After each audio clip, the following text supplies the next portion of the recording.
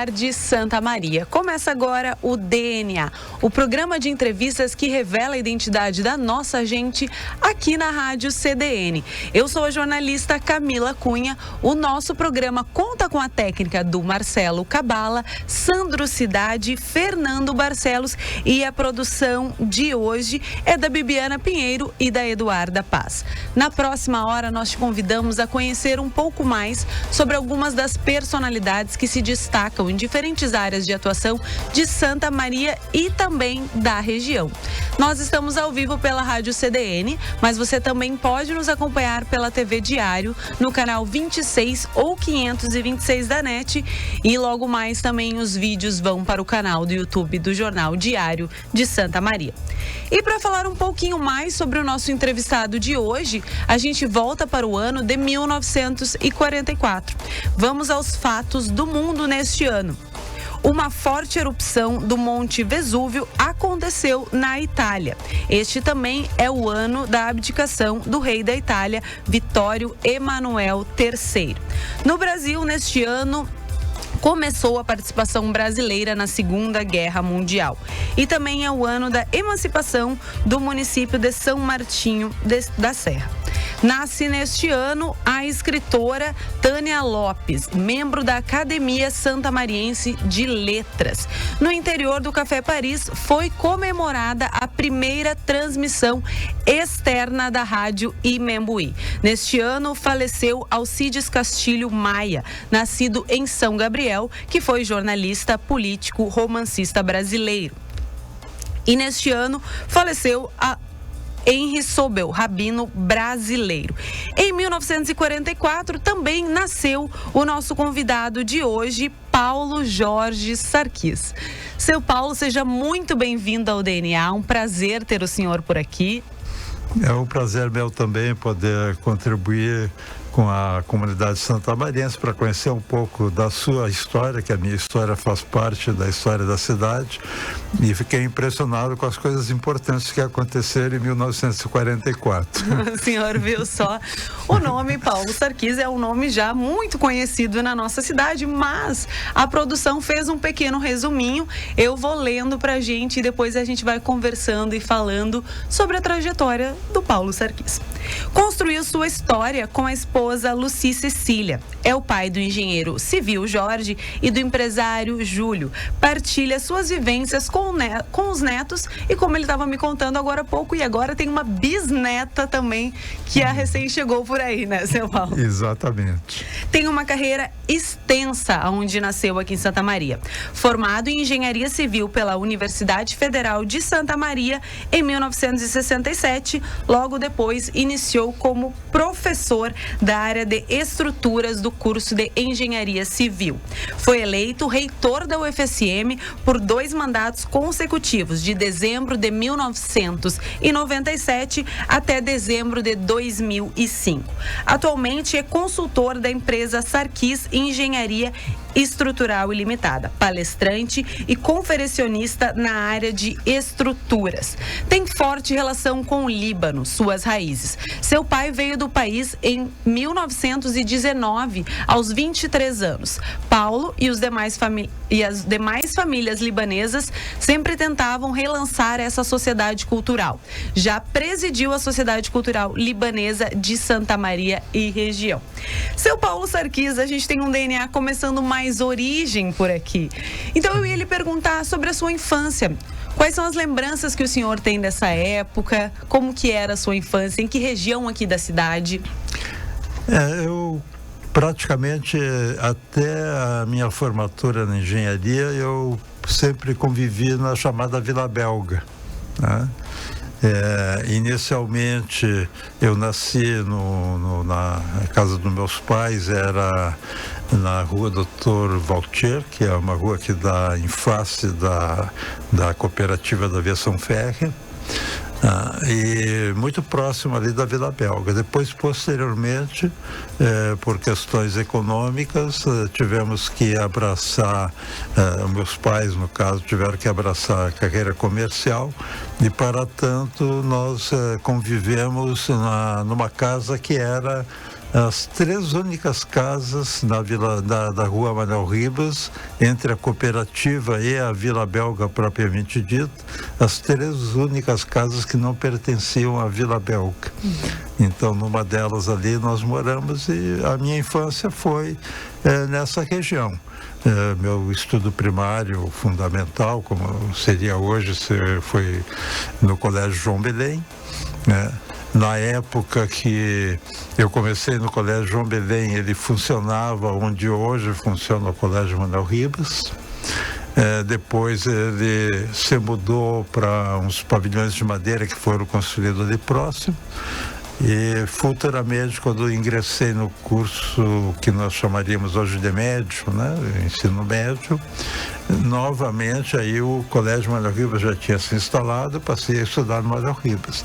Então toda a minha convivência foi naquela região.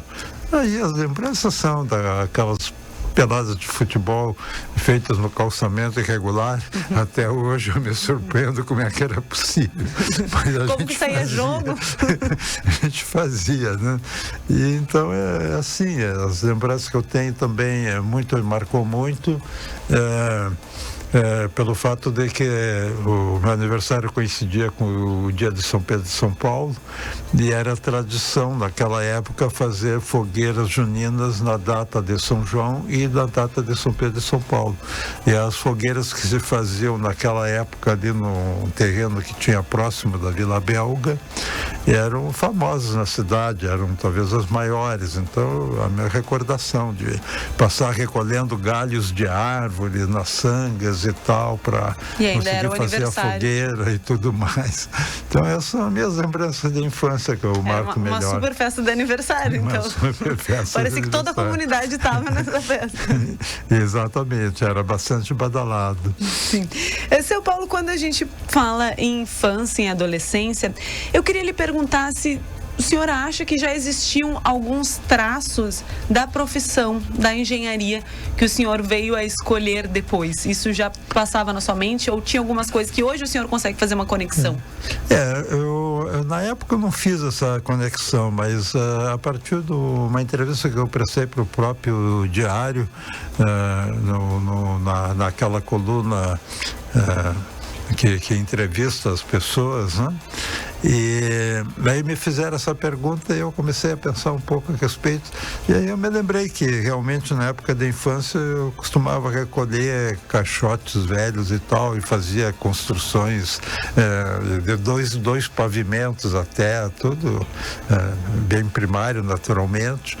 E depois eu me lembro que no terreno, esse mesmo terreno onde se faziam as fogueiras de São Pedro e São Paulo, havia era um terreno baldio, muito acidentado, e na época, para a gente poder jogar um pouquinho de futebol, que não era aquelas calçadas irregulares da rua, a gente resolveu fazer uma pequena terraplanagem ali. Foi feita com o pessoal, se reuniu toda, a gurizada, né, como se diz, se reuniu e foi escavando, tirando terra de um lado e para o outro, até conseguir uma boa plataforma onde nós passamos a jogar futebol. Então já tinha uma construção, uma obra.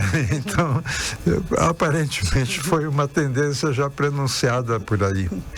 Sim. E quando a gente fala em UFSM, na época, era um sonho do senhor ser estudante do UFSM? Como que o senhor enxergava e como que foi esse primeiro impacto, essa primeira experiência? Aí temos uma trajetória muito longa dentro do UFSM, mas como aluno? Bem, eu fiz parte da primeira turma de estudantes que teve integralmente o seu curso no campus da universidade. Eu sou da segunda turma de engenharia. A primeira turma de engenharia começou seus estudos na chamada Escola Artes Ofício, ou Escola Hugo Taylor, também conhecida, onde hoje está o mercado ali, né? Sim, estacionamento. E então a primeira turma que se formou antes de mim, se formou em 66, a minha turma é formada em 67. Então essa turma teve o primeiro ano na cidade e a partir do segundo ano todos nós passamos a estudar no campus. O primeiro prédio que foi inaugurado no campus foi o prédio do Centro de Tecnologia. e é onde eu fiz os meus estudos. Então eu fiz parte da primeira turma que estudou no campus. Bom, dizer que eu realmente não lembro mais remotamente quando eu comecei a pensar em estudar na universidade.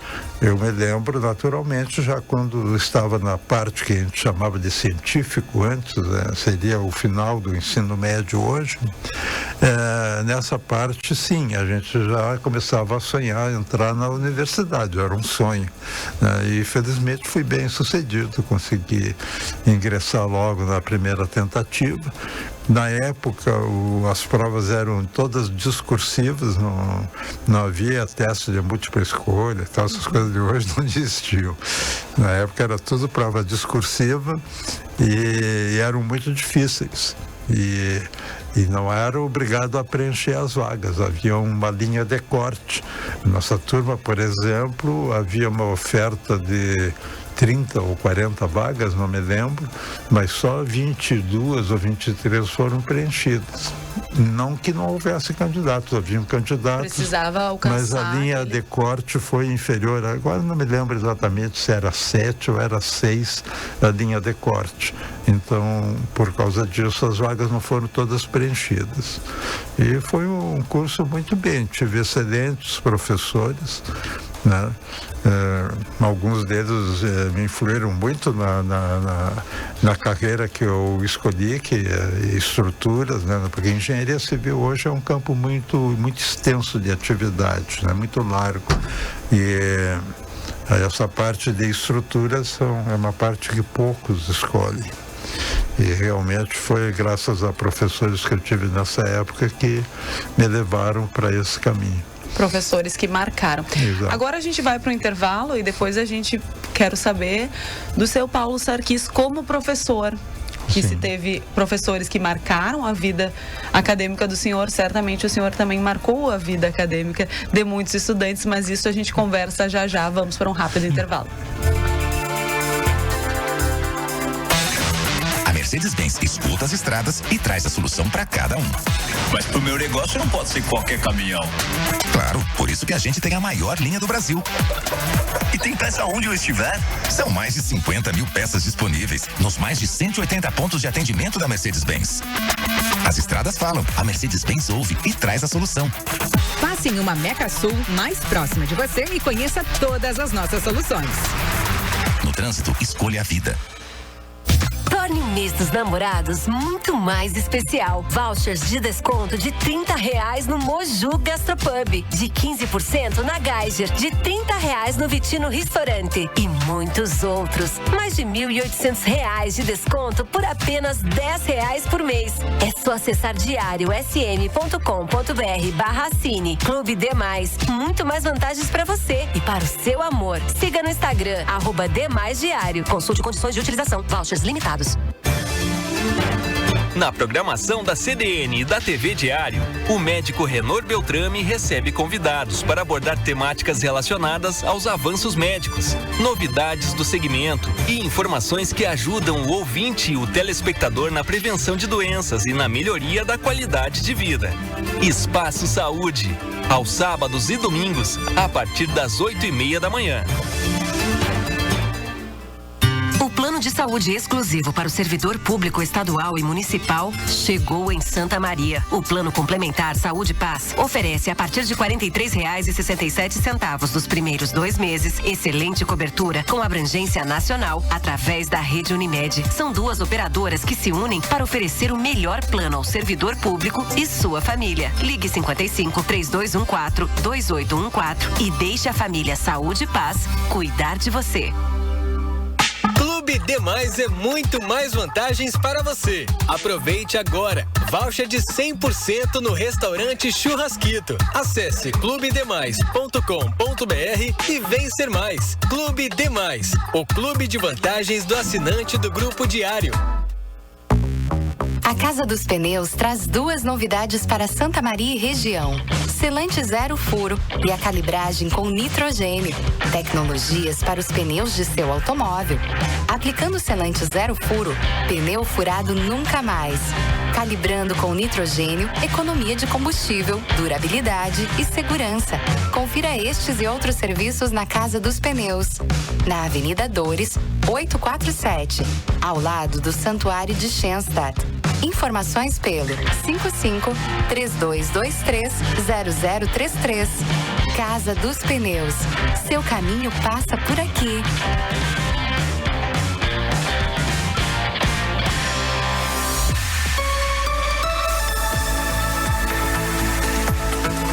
DNA.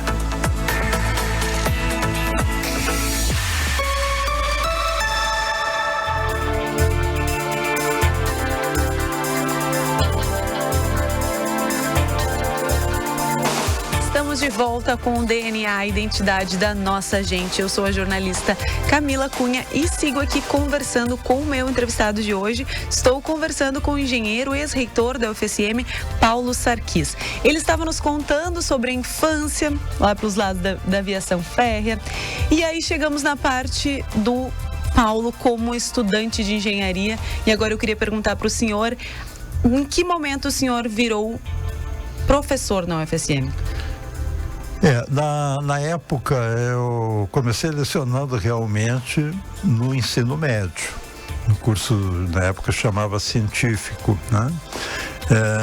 Na época havia, como acredito que ainda há em parte, mas na época era crítica à falta de professores nas áreas das exatas, professores de ensino médio. Que, por exemplo, física, matemática, havia muita falta de profissionais nessa época com os cursos adequados. E, em função disso, havia um programa do Ministério da Educação de qualificação ou de, certificação para estudantes de curso superior nas áreas exatas lecionarem essas duas disciplinas.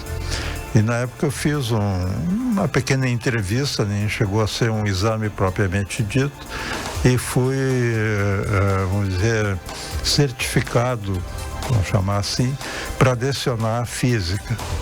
E comecei lecionando física no Colégio Manuel Ribas, no mesmo colégio onde eu tinha estudado até alguns anos antes disso, né? Aí comecei lecionando física no Colégio Manuel Ribas. Em seguida, questão de 1 ano ou 2, foi criado o Colégio Técnico Industrial da Universidade, o CETISM, na época. Hoje parece que eles mudam um pouco os nomes, mas na época era CETISM, Colégio Técnico Industrial de Santa Maria. E os diretores do colégio, na época, me convidaram para lecionar lá em função da experiência que eu já tinha lecionando física no Colégio Manuel Ribas. Daí, então, eu comecei a lecionar. Na época era permitido o acúmulo de 2 cargos de docência, mesmo sendo de ensino público, né? Bom, em 67 eu me formei, em 68 eu fui convidado também para lecionar no curso superior de engenharia, em função de já ter passado como monitor de disciplinas e pela experiência que eu já tinha na área da física, pela minha classificação nos vestibulares e também na formatura. Em função de todos esses detalhes, fui convidado, que na época não havia os concursos como nós temos hoje. Eram feitos convites e depois, quando foram criada a questão de concurso, a gente foi obrigado a prestar concursos, né? Eu prestei todos os concursos que foram necessários. Bom, mas na época, então, quando foi criado o curso, quando eu me formei, no ano seguinte eu comecei a lecionar na engenharia, e aí eu não podia acumular, então eu pedi demissão do Colégio Manuel Ribas, continuei na engenharia e no Colégio Técnico Industrial. Posteriormente, quando eu fui fazer o meu mestrado, aí evidentemente o meu mestrado na área de engenharia não tinha mais ligação com o Colégio Técnico Industrial, então eu pedi demissão dali também. Mas fiquei lecionando no Colégio Técnico Industrial, acredito que uns 2 anos ou 3 anos, não tenho convicção exata das datas, mas foi em torno disso. Bom, e aí então o resto da carreira foi se desenvolvendo, né? Em 74 fui convidado para fazer um estágio técnico na França, pela Agência de Cooperação Técnica e Econômica da França, em função da atividade já profissional que eu também exercia. Eu ia lhe perguntar, como foi essa experiência? O senhor morou em Paris. Sim, eu morei por 2 vezes em Paris. Foram 2 estágios, um na década de 70, 74 e 75, né? Por sinal, tive a oportunidade de assistir às missas de Natal e de Ano Novo na Catedral de Notre Dame, que foi uma experiência muito emocionante para mim. E, na época, com todos os acórdons funcionando, é fabuloso, realmente Deve ser inesquecível. É muito marcante. E depois, em 84 ou 85, eu voltei para fazer outro estágio, aí já numa área mais avançada de engenharia, que tecnicamente é o que a gente chama hoje de análise não linear de estrutura. Isso é uma coisinha complicada, só para dar o nome certo, não? Sim. Mas então aí fui fazer esse estágio. O primeiro estágio foram feitos em empresas, as maiores empresas francesas, e no órgão rodoviário deles, que é eles chamam de CETRA, equivale ao nosso DENIT aqui no Brasil. E era na área de pontes e de estruturas especiais, chama de concreto protendido, né? O segundo estágio, como eu já falei, foi desenvolvido num centro avançado de cálculo de estrutura, que é o Centro de Estudos Nucleares de Saclay.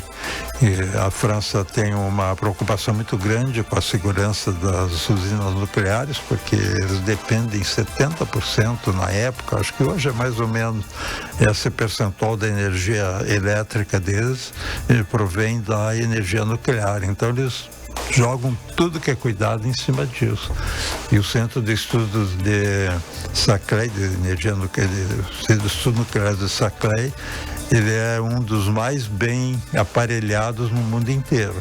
As mesas que fazem ensaio para sismo, né, terremotos, tudo isso visando a segurança das estruturas. E, portanto, eles desenvolveram programas de análise estrutural que eram os mais avançados. Acredito que ainda seja, mas na época eram os mais avançados que existiam.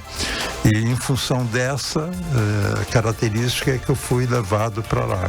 O meu estágio não teve nada a ver com nuclear, mas sim com estruturas avançadas para resistir a terremotos, impactos de avião, enfim, tudo que pudesse proteger uma usina nuclear.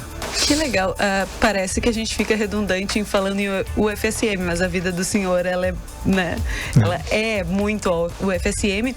E quando o senhor nos contou que quando entrou na faculdade de engenharia, foi o primeiro prédio, CT ali a ser construído, e depois, logo em seguida, o senhor já virou professor, docente do UFSM, e depois chegamos no reitor. Então, pode-se dizer que o senhor viu a universidade crescer e ser construída?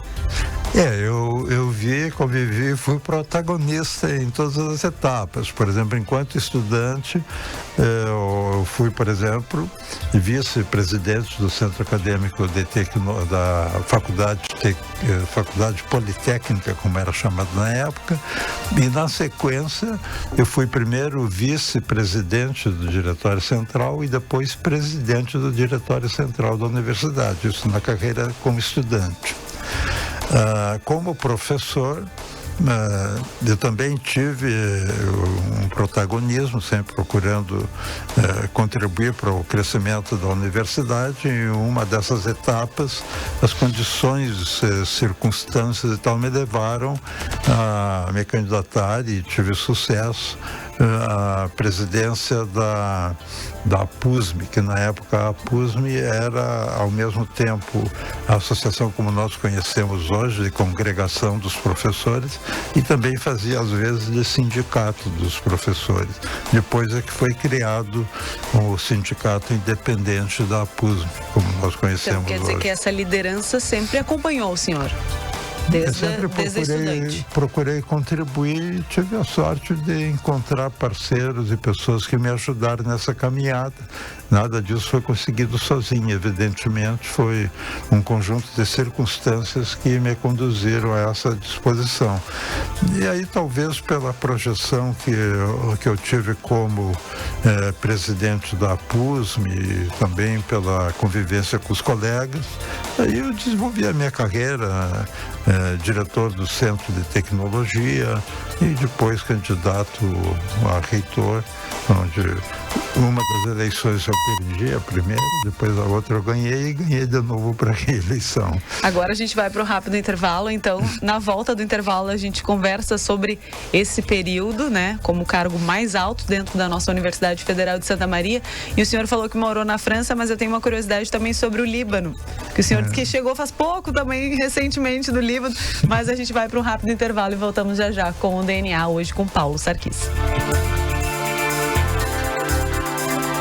Business Gadeia Investimentos Imobiliários apresenta a campanha de lançamento do Arbo Village Park, um empreendimento com a excelência Melnick e Arcádia. Terrenos em bairro planejado a partir de 175 metros quadrados em Camobi e parcelas a partir de R$ 927 mensais. Mais informações pelo WhatsApp 99143-6804 e pelas redes @Business Gadeia. Business Gadeia Investimentos Imobiliários. Aqui na Unimed, vivemos o dia a dia da cidade. Assim, cuidamos das pessoas da nossa terra com muita atenção e carinho em cada momento. E cooperamos diariamente para levar mais qualidade de vida a todos os lugares da nossa região. Pois o maior sistema cooperativo de médicos do mundo está aqui. Aqui tem gente, aqui tem vida, aqui tem Unimed. Acesse unimedsm.com.br. A notícia tem urgência e prioridade no Central CDN. De segunda a sexta, em 2 edições, a equipe do Diário faz um giro por Santa Maria e região com as principais informações do dia. O programa vai ao ar às 11, com a apresentação de Thaís Sereta, e às 17 horas com Rogério Kerber. Central CDN, a notícia direto ao ponto.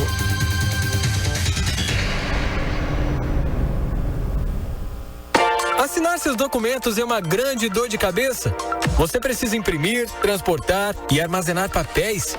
Modernize esses processos com Astem Assinatura e transforme o seu negócio. Feche contratos em minutos e acompanhe em tempo real por qualquer dispositivo, de qualquer lugar.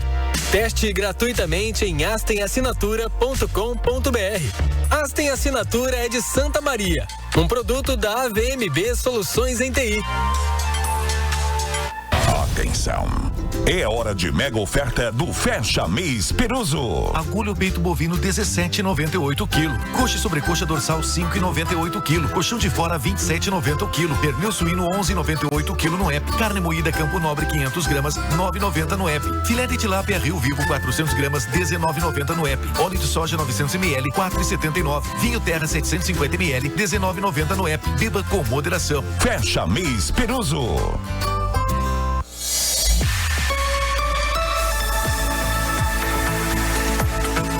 DNA.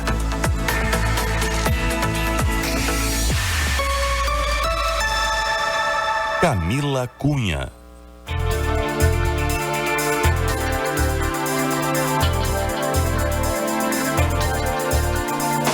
Estamos de volta com o DNA, a identidade da nossa gente. Hoje estou aqui conversando com o Paulo Sarquis, que está nos contando um pouco da sua trajetória, muito atrelada, inegavelmente, ao UFSM. E antes do intervalo, chegamos no ponto, toda a trajetória, com vários cargos, ainda como estudante de engenharia, depois como docente da UFSM. E aí chegou o momento que Paulo Sarquis virou o reitor da UFSM. O que o senhor tem de memórias especiais dessa época? O que o senhor diria desse momento como reitor da UFSM?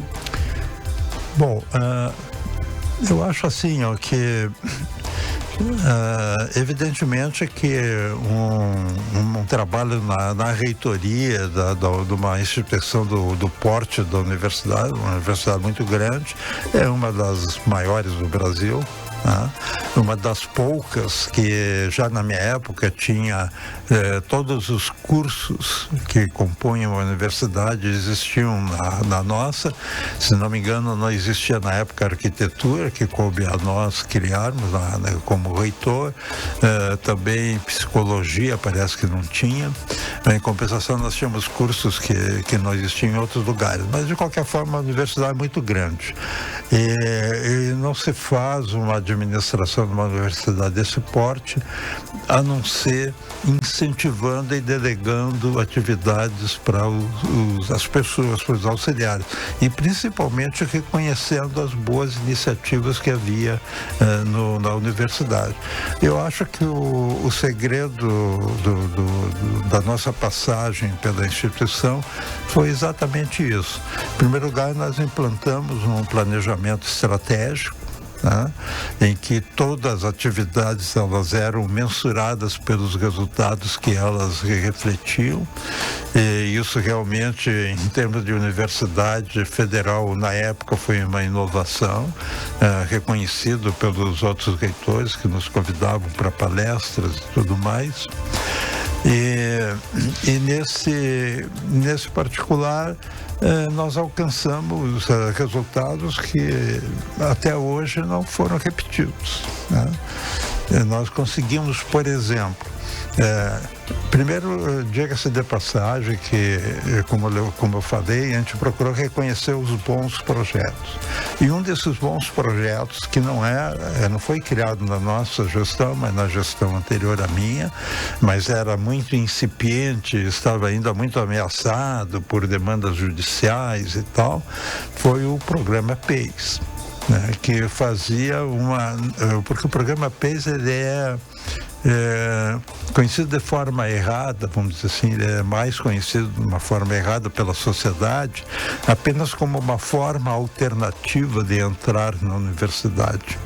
E, na verdade, o programa PEIS, conjugado com outras atividades, ele é um excelente elemento de desenvolvimento do próprio ensino médio.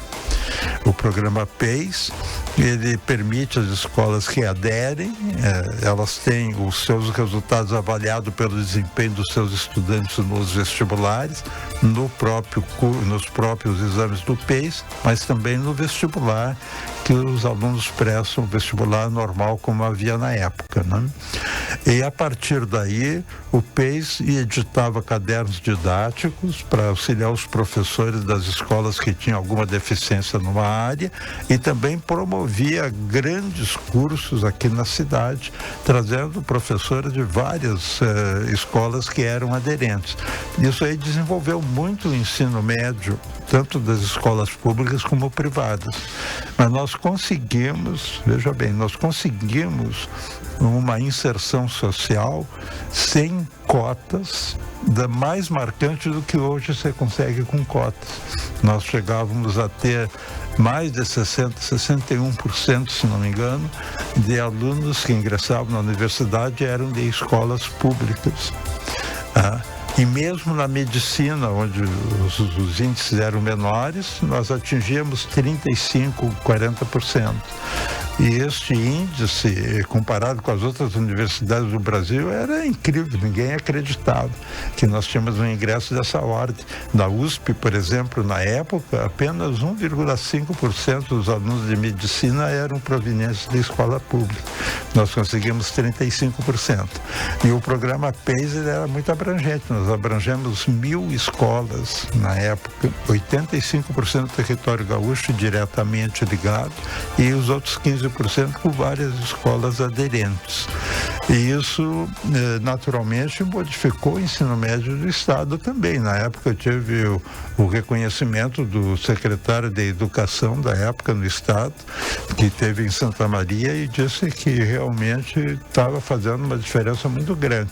Infelizmente, as condições que se sucederam nos conduziram para uma situação que prejudicou muito isso. Que vejo que com essa condição, mesmo nós tendo esse ingresso enorme de estudantes de escola pública, a qualidade do ensino não desceu. Pelo contrário, acho que ainda é feito hoje o programa esse de avaliação, o ENAD? O CAD, né? ENAD, que é feito a avaliação das escolas. Bom, no último ano do nosso mandato, nós fomos crescendo mesmo, ano a ano foi aumentando o percentual de cursos com notas 4 e 5, que são as notas boas. No último ano, nós tivemos 100% dos cursos com 4 e 5. Nós tivemos 10 cursos, todos os cursos que foram avaliados nós tínhamos, porque a nossa universidade é completa. E nós tivemos 5 cursos com nota 5 e 5 com nota 4. Ficamos em segundo lugar no Brasil. Só a Federal de Minas Gerais estava na nossa frente. No estado, nós estávamos em primeiro lugar. E esse índice, depois que começou esses ingressos pelo SISU apenas, evidentemente esses índices caíram. E nós fazíamos, porque a par disso, nós tínhamos um programa de assistência estudantil que não permitia que nenhum aluno voltasse por falta de moradia. O aumento de vagas no vestibular era condicionado a um aumento percentual igual ou maior de vagas na moradia estudantil, de modo que nós sempre tínhamos lugar para os estudantes. Nunca tivemos um caso de estudante que voltou por falta de moradia. E em função dessas situações todas, acontecia uma coisa incrível. Quando nós fazíamos a contagem lá na formatura, nós tínhamos 63% dos formandos eram provenientes de escolas públicas, o que significa que a evasão era maior nos que tinham mais condições econômicas, porque esses aí o pai mandava estudar no exterior, outra coisa ele abandonava o curso. E o estudante de escola pública não, ele em princípio era mais carente e ele permanecia. Então nós conseguimos aí uma inserção social muito boa, sem perda de qualidade. E isso realmente depois nós fomos tendo um problema. Primeiro, a nossa universidade aderiu desmesuradamente à expansão, então criaram-se um monte de vagas, né? Hoje essas vagas permanecem ociosas no final dos cursos, em grande número, e também o próprio SISU. O SISU é uma ilusão, né? Porque o aluno ele faz aquele jogo da eletrônico ali, vai no lugar, espirra um para fora, entra outro e tal. Mas no final da conta ele acaba indo, ou a maioria deles acaba indo para um lugar que não é o que ele preferia, mas é onde ele conseguiu ingressar com a nota do Enem. E isso não cria identidade do aluno com a universidade. Com o PES, não. Com o PES nós tínhamos uma identidade muito grande. Não era só os 20% que entravam pelo PES. Os que passavam no vestibular, quase todos eles tinham vindo de escolas que eram aderentes ao PES e, portanto, tinham uma boa formação. Além disso, nós tínhamos feira das profissões para evitar a evasão. Então, tudo isso, várias ações, se fosse descrever aqui, ficaria muito longo. Mas eram uma série de ações, cursos, assistência psicológica, assistência religiosa, tudo era dado de acordo com a necessidade dos alunos para que eles não evadissem. Era um programa muito forte no combate à evasão. O combate à evasão é um prejuízo enorme para os cofres públicos e para a sociedade. Para a sociedade, porque os pais fazem um enorme sacrifício para manter o filho aqui 2 ou 3 anos, depois não aguentam mais, obrigado, o filho desiste, não está formado. Para os cofres públicos, nós pagamos professores que estão lá para dar aula para 30, 40 alunos e tem 7, 8 alunos na sala de aula por causa da evasão. Então, realmente, o combate à evasão é uma das coisas mais importantes.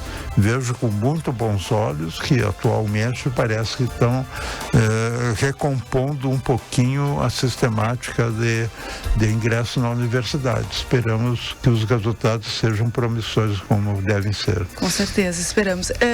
Quando o senhor nos contou sobre ter morado na França, fazendo estágios a respeito da UFSM, o senhor também tem uma ligação muito forte, assim como a gente leu lá no início, com o Líbano, né? Dessa descendência do seu pai que veio de lá. Perfeitamente. Nos conta um pouco sobre essa ligação e sobre essas visitas.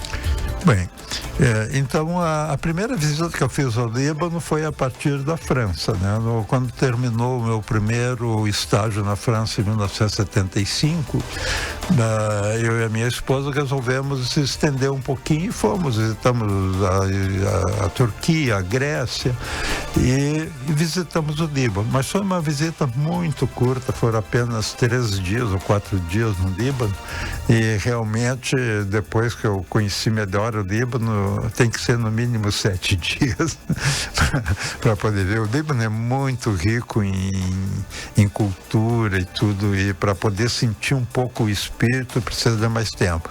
Mas essa foi a primeira visita que nós fizemos ao Líbano. Na época tentei muito precariamente encontrar as raízes do meu pai, que ele tinha emigrado logo depois da Primeira Guerra Mundial para o Brasil. Ele emigrou em 1919, ele era nascido em 1896, emigrou em 1919. E aí então, nessa época eu não consegui muito não. Depois disso, quando terminou a Guerra Civil, aí nós começamos a organizar a viagem ali. A primeira viagem foi eu, a minha esposa e uma tia minha madrinha, por sinal. Fomos ao Líbano. Nessa ocasião já tentei conseguir alguma informação sobre o meu pai, mas depois disso as viagens foram se sucedendo, as pessoas que ficavam conhecendo os detalhes do Líbano através de palestras que a gente fazia, Sociedade Libanesa aqui de Santa Maria, também a Confederação das Entidades Líbano-Brasileiras, que tem abrangência em todo o país. Através dessas palestras foram aparecendo pessoas interessadas, nós começamos a organizar grupos, né? Chegamos a levar grupos com mais de 20 pessoas ao Líbano, e aí naturalmente foi aprofundando. Eu consegui encontrar bem as raízes do meu pai. Hoje sei exatamente aonde que é, onde ele estudou, o que fez e tal. Enfim, tem onde ele foi batizado, a igreja de São Jorge de Sarba. Sarba é o nome da cidade onde ele foi batizado, onde ele nasceu. E então essa relação foi se aprofundando. Depois, como reitor, nós tivemos a oportunidade de fazer os primeiros convênios entre universidades brasileiras e libanesas. Nós fizemos com a universidade mantida pelos maronitas, que é a Universidade Al-Zek, que como eles chamam é a Universidade Espírito Santo de Kaslik, a sigla em francês.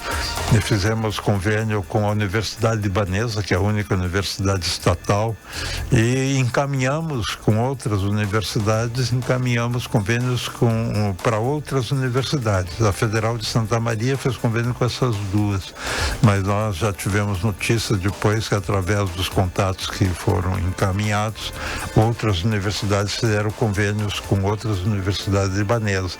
Tivemos a oportunidade de promover um grande evento aqui no Brasil, na época que o agora ministro Fernando Haddad era ministro da Educação na época, e também de origem libanesa. Então nós promovemos um grande encontro de reitores das universidades, reitores e professores das universidades libanesas e brasileiras em Brasília. E foram ações bem marcantes. Numa das nossas visitas ao Líbano, nessa que foi feitos os convênios com a Universidade do governo libanês, nós tivemos a oportunidade de ter uma audiência privada com o presidente da República do Líbano, que foi bastante marcante para nós. Claro. Não imaginávamos isso, mas o pessoal da área de ensino lá, que fazia a contrapartida nossa no Líbano, propiciou esse encontro. Enfim, hoje nós mantemos um contato permanente e atuação em várias áreas de relacionamento com o Líbano. Agora há poucos dias, exatamente um mês, né? Eu voltei no dia 28 de abril. Eu voltei do Líbano. Agora há pouco. Foi há pouco, 28 de abril. Faz um mês, basicamente. Foi a última viagem que nós fizemos ao Líbano, foi essa. Esperamos fazer outras em breve. Que legal, o senhor foi atrás de fato dessas origens. E os nossos ouvintes estão convidados também a conhecer o Líbano, vale a pena, é muito bonito. Deve ser assim. Cabala, nós temos um áudio, né? Seu Paulo Sarquis, aqui a gente tem especialistas, mas no caso especialistas em Paulo. E a gente vai escutar agora de quem é esse áudio. Por favor, Cabala.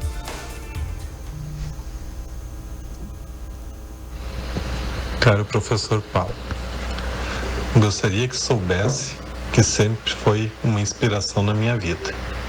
Te admiro pela trajetória de vida, através do seu trabalho, tanto em geral pela comunidade quanto profissional, além do amplo conhecimento em diversas áreas.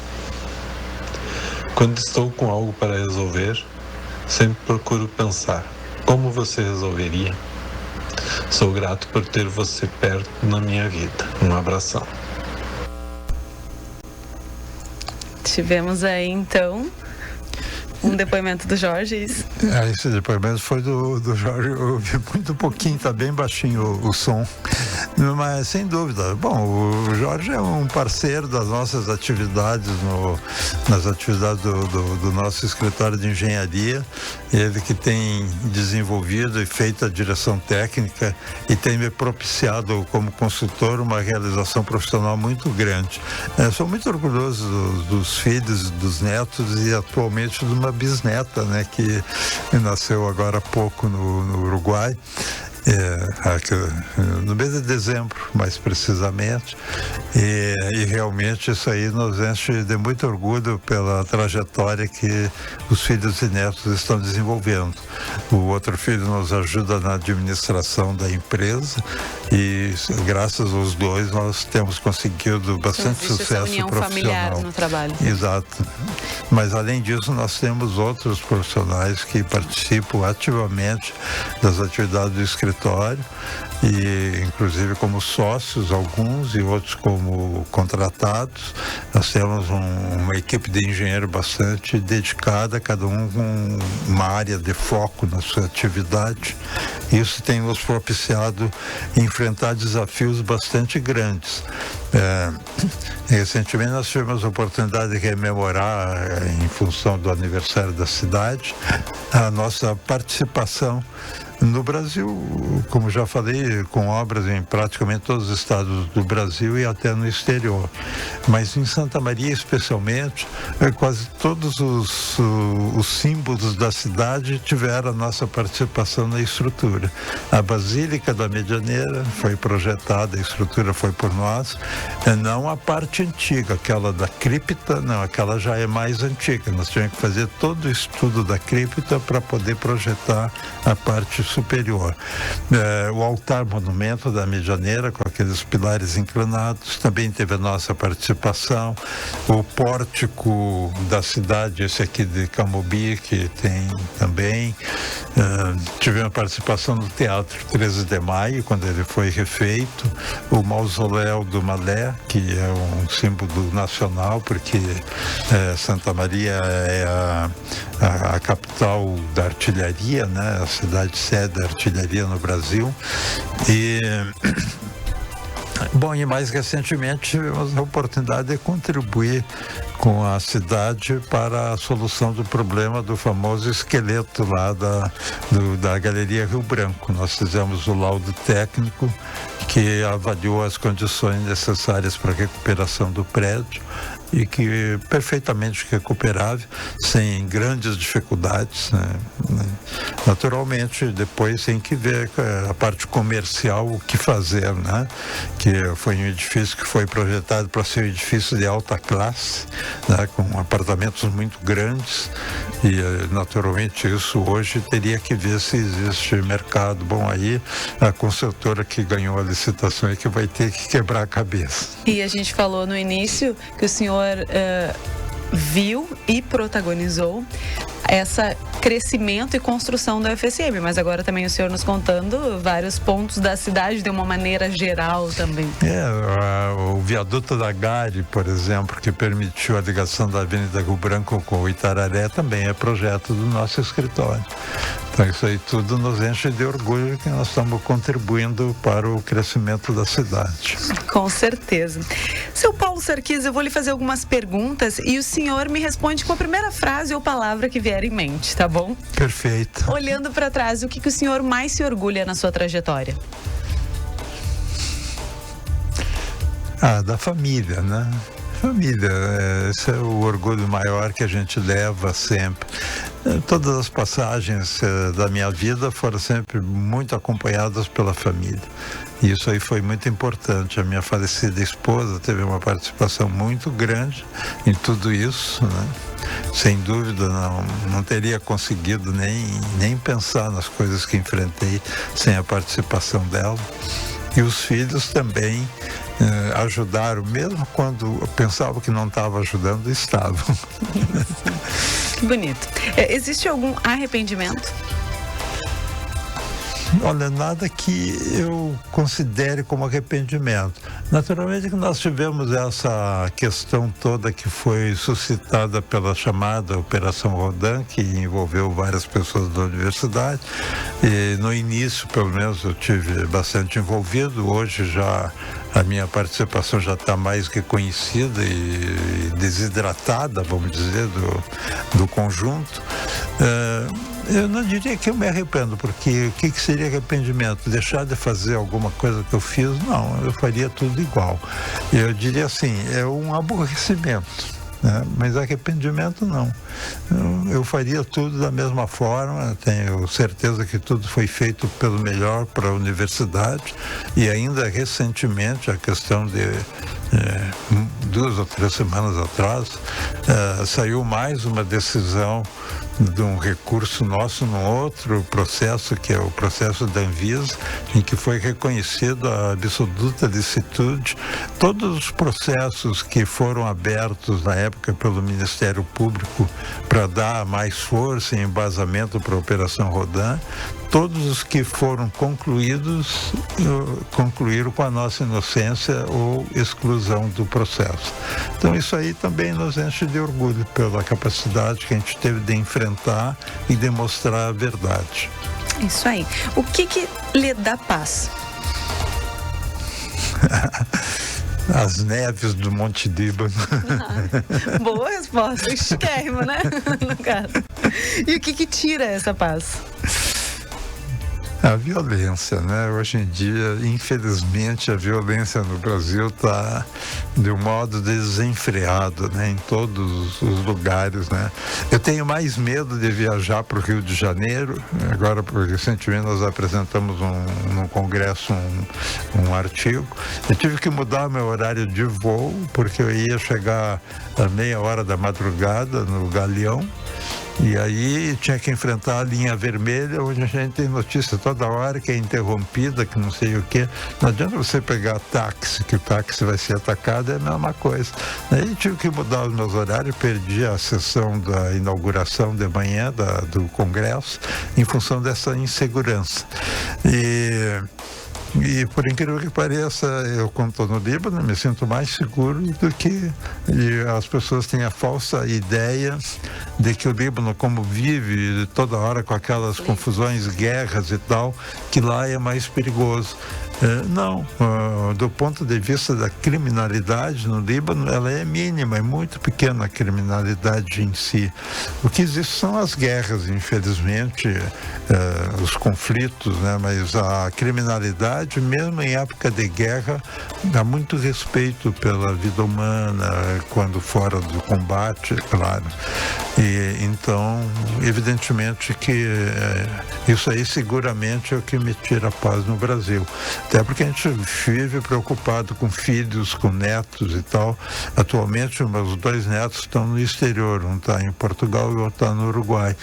Mas os filhos estão no Brasil, né? Então, isso é uma preocupação sempre. E agora, nos minutinho final, um lugar em Santa Maria. A Vila Belga. Eu fiquei na dúvida se o senhor ia responder Vila Belga ou FSM. Mas é uma ótima escolha também, remetendo toda essa parte da infância. E para finalizar, uma palavra que defina o senhor.